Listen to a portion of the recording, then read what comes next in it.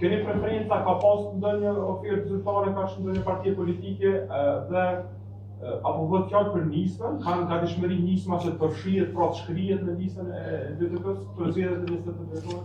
LDK-ja do të kujdeset që një pjesë të listës së vet ta hap për partitë të tjera, përfshirë dhe zotin Limaj me deputetët e vet.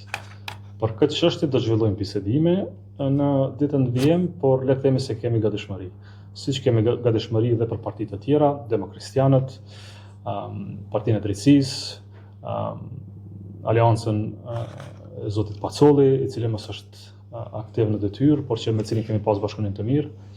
Pra, ne jemi të hapur dhe për parti, por dhe për individ. Pra, dhe individ që dojnë garojnë në listën e LDK-s, duke ngritur LDK-n, ta ngrisin një alternativë kundrejt populizmit me të cilin po përballemi gjithë. Besoj që ky është moment historik i mirë për LDK-n, siç e keni parë, momentumi i mirë politik i Uni konfirmohet se gjithë e shohin LDK-n si partner, gjithë e shohin LDK-n tani edhe si platformë me cilën duhet të shtrojmë idetë e tyre. Prandaj jemi të lumtur dhe na takon si përgjithësi ta shtrojmë këtë bashkëpunim në këto nivele.